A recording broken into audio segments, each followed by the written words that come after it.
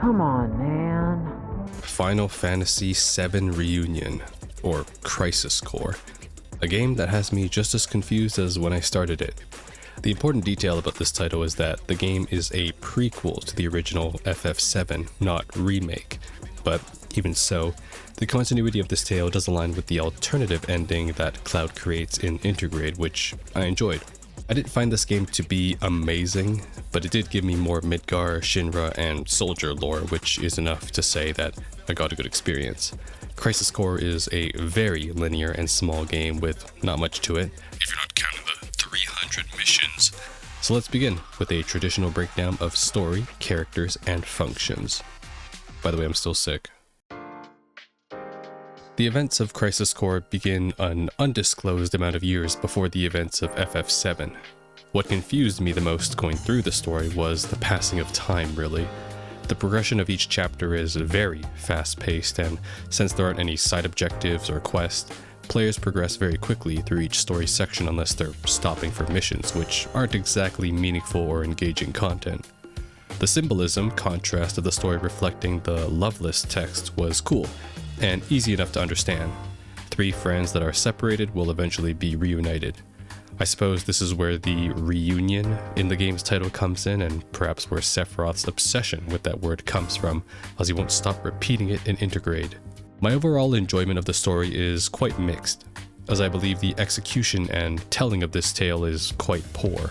There are just way too many unexplained story points that just made the overall telling of this story unbelievable, such as what caused the helicopter crash in Chapter 5, why can Hollander outrun Zack, and how the fuck did Lazard acquire Project G cells, and why didn't Sephiroth obliterate Shinra after discovering his origins in Nibelheim?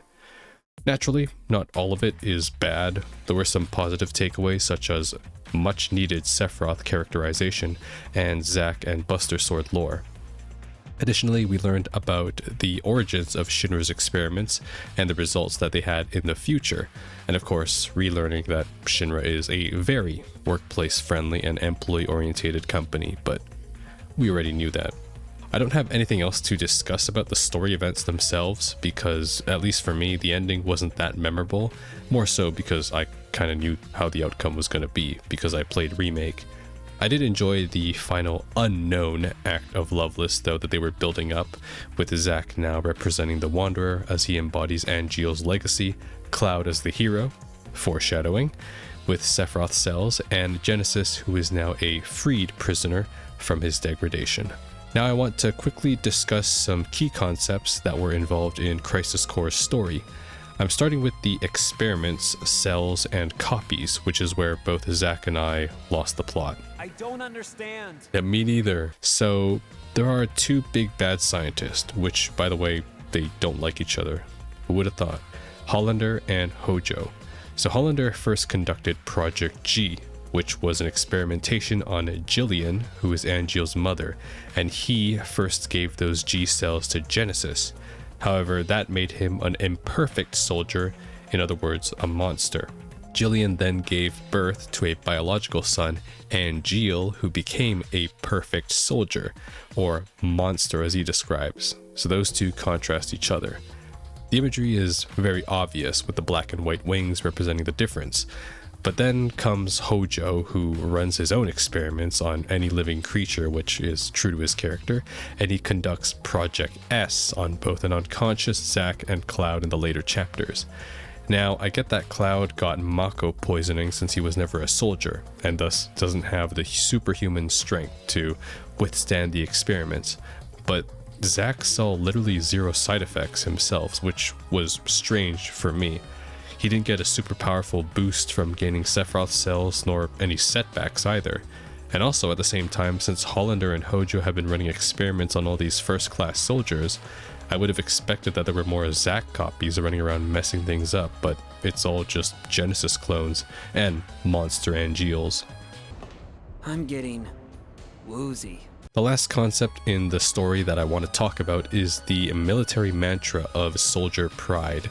Protecting your soldier pride, in my interpretation, means to protect yourself both physically and mentally, and standing up for yourself in general to achieve your goals. Shinra is an incredibly evil organization that exploits and overpowers its opponents, but also its workforce. And Angeal passes that message on to Zack indirectly through this teaching, trying to make him understand that no matter what happens, always know yourself and stick to it.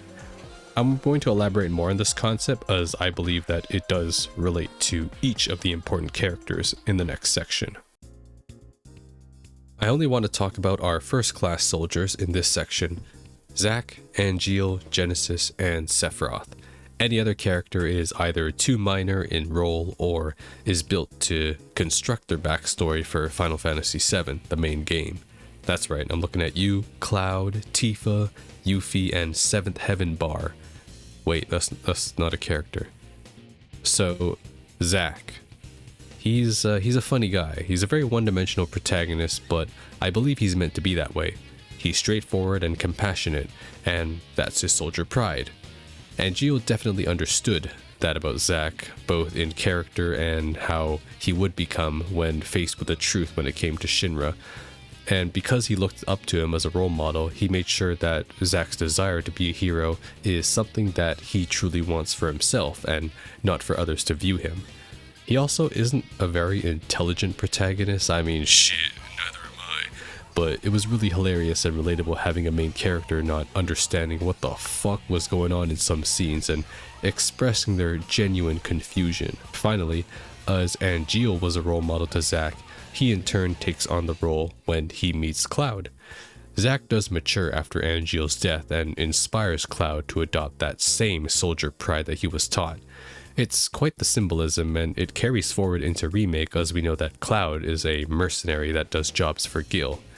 Essentially, he's protecting himself. Although it does backfire a bit because Cloud is operating as Zack's living legacy, but he doesn't mention him once in Remake.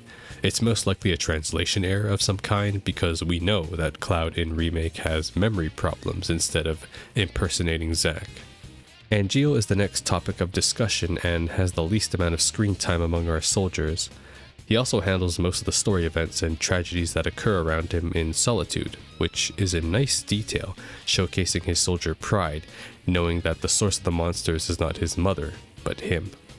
Angeal is a very mature and non-egotistical soldier unlike his other first-class comrades. He also happens to be Shinra's one-hit wonder, but isn't a seeker of strength or valor like Sephiroth or Genesis. Instead, Angeal suffers from self-hatred and disgust. He just wants to be a human, but knowing that it won't happen, he forces Zack to kill him, passing on his will to him. In the Tale of Loveless, Angeal represents the Wanderer who leaves Shinra to reduce the copies he creates. Genesis is next, and I only have really one word to describe him, and that's cryptic. I don't think Genesis ever speaks like a normal human in the entire game. He's like a walking Loveless textbook, and I'd be lying if I said I didn't tune out to his dialogue. However, upon further inspection into his past, Genesis represents the prisoner of the Loveless tale and desired to be the hero, which is Sephiroth. However, due to an accident in sparring, Hollander was able to experiment on Genesis, turning him into a degrading time bomb which made him desperate in becoming a hero and dependent on a cure. Unlike Angeal though, who accepted his fate as a monster, Genesis searches for any alternative path to stop his degradation. He attempts to persuade Sephiroth for his cells, then Cloud for his after Hojo's experiments.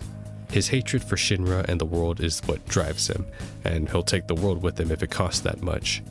Overall, I wish Genesis was a bit less cryptic, and well, it's kind of hard to not find him annoying when I'm fighting 5,000 of his copies in the goddamn missions. And finally, there is Sephiroth, who actually is a pretty normal guy until Nibelheim. Sephiroth is a soft-spoken, unemotional, but caring soldier. When tasked with Zack in eliminating Angeal and Genesis as deserters, he suggests accepting the mission and letting them escape.